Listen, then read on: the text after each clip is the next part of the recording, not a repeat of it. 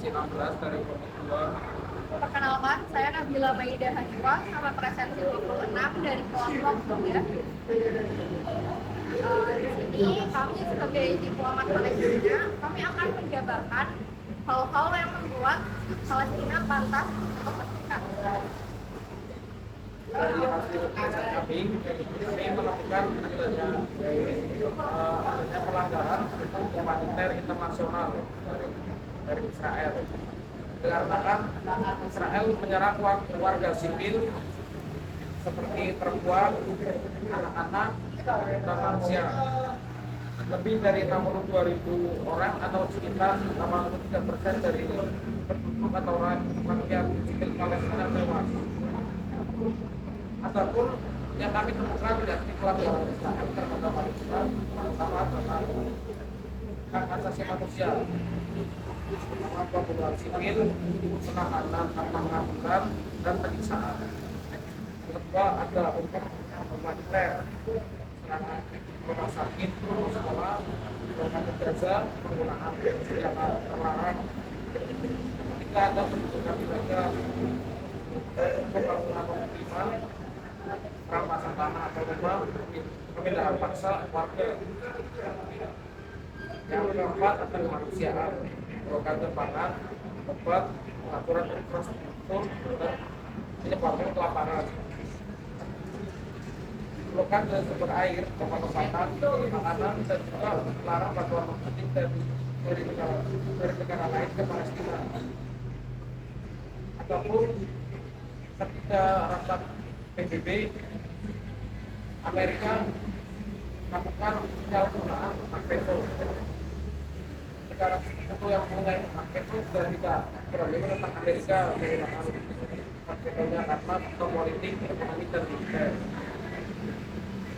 Tiongkok dan Rusia untuk penduduk Palestina otomatis tetap tidak akan memberikan veto Amerika Serikat. Dari kami seharusnya Israel hanya menyerang teroris yang telah menyandera rakyatnya, bukan menyerang warga sipil seperti anak-anak, perempuan, dan lansia. Rakyat Palestina banyak yang kelaparan dari kehausan imbas blokade Israel. Ataupun juga rakyat Palestina yang kami temukan juga tidak mendapatkan makanan dan hanya memakan pasir.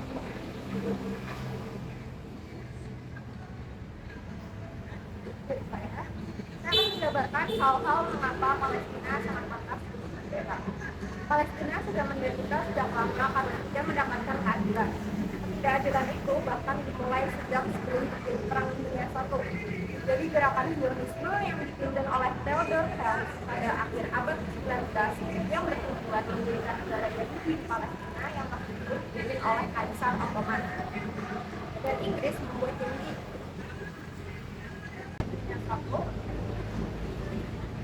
tepatnya pada tahun 1914 sampai tahun 1918, Palestina diambil alih oleh Inggris dari Ottoman, dan Inggris membuat janji mendukung negara Yahudi di Palestina melalui deklarasi Balfour pada tahun 1919. Selanjutnya tahun 1920 sampai tahun 1948, setelah Perang Dunia I, Inggris diberikan mandat oleh tiga bangsa-bangsa untuk mengelola Palestina. Selama periode ini terjadi peningkatan imigrasi Yahudi ke Palestina. Tragedi Holocaust selama Perang Dunia II dari tahun 1939 sampai tahun 1945 meningkatkan dukungan internasional untuk pendirian negara Yahudi sebagai tempat untuk perlindungan bagi korban yang selamat. Pada tahun 1947, PBB mengusulkan rencana pembagian Palestina yang membagi wilayah menjadi negara Yahudi dan Arab. Lalu akhirnya Palestina hanya mendapat bagian sedikit. Pada 14 Mei 1948, David Ben-Gurion memproklamasikan kemerdekaan Israel yang kemudian diikuti oleh pengakuan internasional termasuk Amerika Serikat dan Uni Soviet. Di tahun 1948 sampai tahun 1949 terjadi perang antara Israel dan negara-negara Arab di sekitarnya, termasuk Mesir, Yordania, Lebanon, dan Suriah, yang menyebabkan pengungsiannya ratusan ribu warga Palestina. Lalu terdapat pula konflik berkelanjutan seperti Perang 6 Hari di tahun 1967, yang mana Israel merebut Gaza dari tepi barat dari Mesir dan Yordania. Lalu dilanjut dengan Perang Yom Kippur pada tahun 1973, Mesir dan Suriah melancarkan serangan terhadap Israel. Namun Israel berhasil mempertahankan diri. Di tahun 1987 sampai tahun 1993, warga Palestina di tepi barat dan di jalur Gaza melakukan protes terhadap pendudukan Israel, yang berakhir PLO menandatangani perjanjian damai yang membuka jalan bagi pemerintahan sendiri di tepi barat dan di jalur Gaza. Lalu terdapat pula konflik terkini. Di tahun 2000 sampai tahun 2005, konflik antara Palestina dan Israel meningkat kembali dengan kekerasan dan serangan-serangan terhadap warga sipil Palestina. Dilanjut pada tahun 2008 sampai tahun 2009, 2012, 2014, Israel melancarkan serangan militer terhadap Hamas di jalur Gaza, sehingga menyebabkan korban jiwa dan kerusakan infrastruktur. Konflik antara Palestina dan Israel terus berlanjut dengan isu-isu seperti pendidikan, permukiman, dan hak-hak warga Palestina menjadi sorotan utama. Hingga saat ini, Israel masih terus menggempur Palestina tanpa ampun. Israel tidak henti-hentinya memberikan penderitaan kepada Palestina. Israel juga selalu melakukan pelanggaran HAM. Banyak tempat-tempat pengungsian maupun permukiman warga sipil Palestina dan rumah sakit mendapat serangan ledakan dari Israel dengan alasan tempat tersebut merupakan tempat persembunyian Hamas. Padahal sudah jelas itu merupakan tempat pemukiman biasa. Terjadi pula kelaparan hebat di Palestina akibat jalur bantuan pangan untuk warga Palestina dihalangi oleh Zionis Israel. Sudah banyak sekali orang-orang Palestina yang meninggal dunia dengan tragis karena menjadi korban serangan Israel ataupun karena kelakar.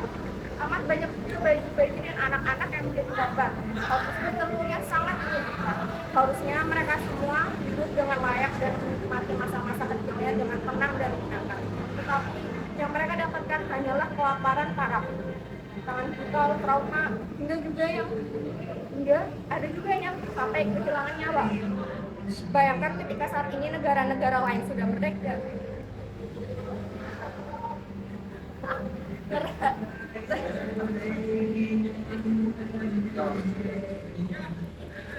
Bayangkan ketika saat ini negara-negara lain sudah merdeka dan fokus membangun negaranya sendiri, Palestina masih dilanda penderitaan yang tidak berkesudahan.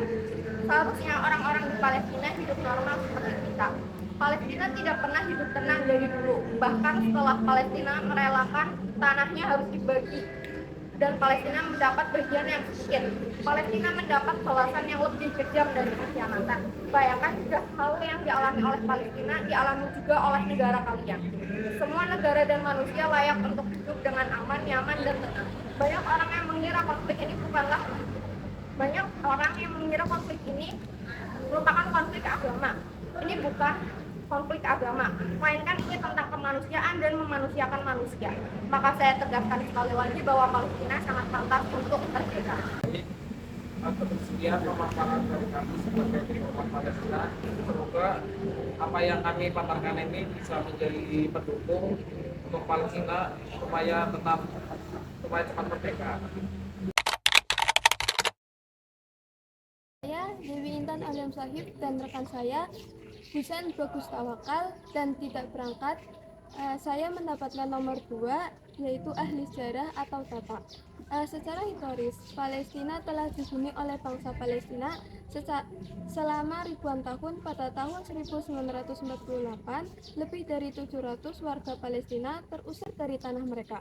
Ini dikenal sebagai Nakba atau malapetaka. Sejak saat itu, lebih dari 60 resolusi PBB telah menyerahkan penghentian penduduk di pengakuan hak rakyat Palestina. Namun, hingga kini lebih dari 400 pemukiman ilegal Israel masih berdiri di tepi barat. Blokade Gaza telah berlangsung lebih dari 17 tahun, menciptakan krisis kemanusiaan besar. Data dari PBB tahun 2024 mencatat lebih dari 10.000 warga sipil termasuk anak-anak menjadi korban serangan militer dalam 1 tahun terakhir ini. Bukan sekedar konflik, ini adalah pelanggaran sistematis terhadap hak asasi manusia. Sekian dari saya. Wassalamualaikum warahmatullahi wabarakatuh.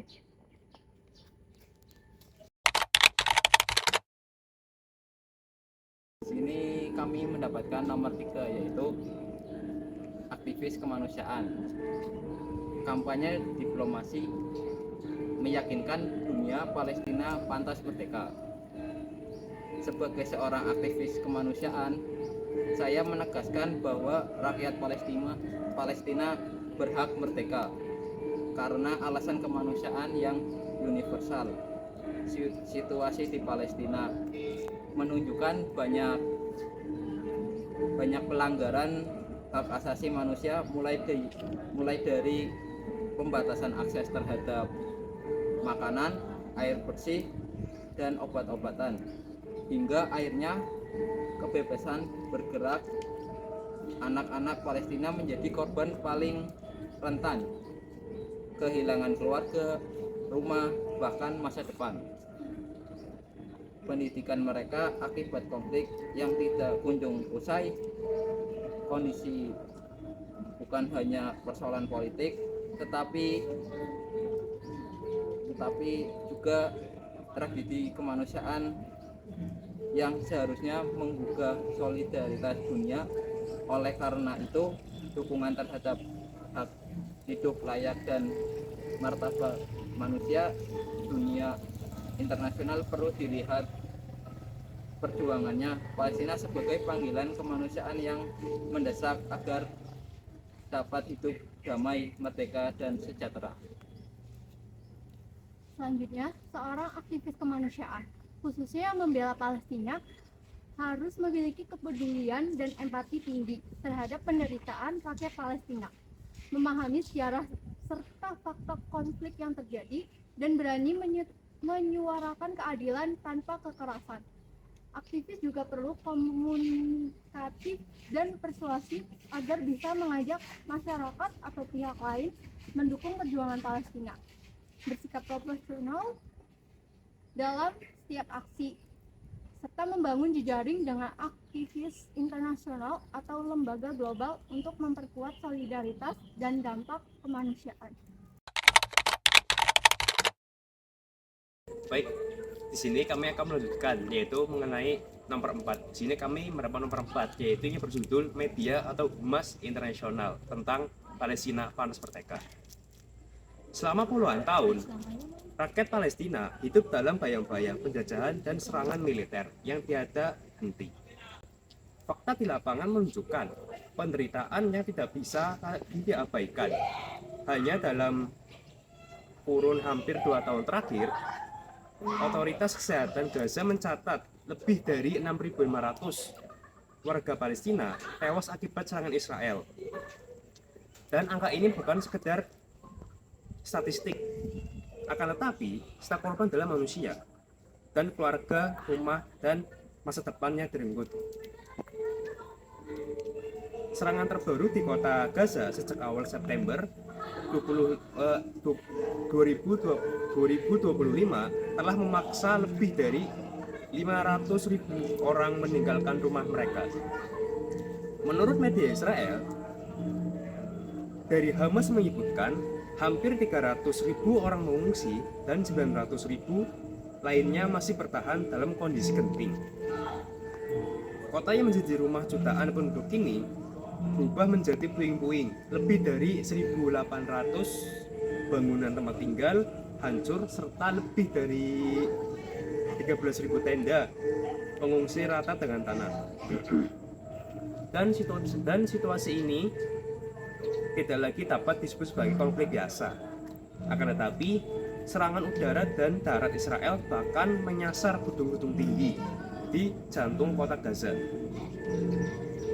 Di tengah kenyataan pahit ini, dukungan dunia internasional terhadap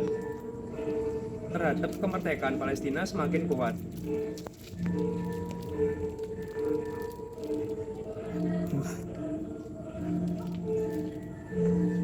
10 negara termasuk Australia, Belgia, Inggris, dan Kanada menyatakan siap mengakui Palestina sebagai negara pada Senin mendatang. Kemerdekaan Palestina bukan hanya persoalan politik, melainkan keadilan kemanusiaan. Bagaimana mungkin bangsa yang telah kehilangan puluhan ribu nyawa, kehilangan rumah, kehilangan tanah, dan hidup dalam pengungsian berulang kali. Baik, itu hasil dari saya Tapat dari tentang Palestina mengenai media atau humas. Dan selanjutnya ada beberapa contoh untuk media humas Palestina. Contoh kampanyenya bisa digital dan media sosial. Contoh seperti tagar global, Free Palestine, ataupun Gaza Under Attack yang sering trending di Twitter atau X dan Instagram. Dampaknya bisa membentuk opini global. Publik menekan pemerintah negara-negara barat agar merespon isu kemanusiaan, dan juga kampanye visual dan seni. Contoh seperti poster mural hingga desain grafis digital menyebar luas di Eropa dan Asia. Dampaknya bisa menjadikan simbol visual lebih cepat mempengaruhi emosi masyarakat dunia dibanding teks panjang. Sekian yang dapat kami sampaikan. Terima kasih.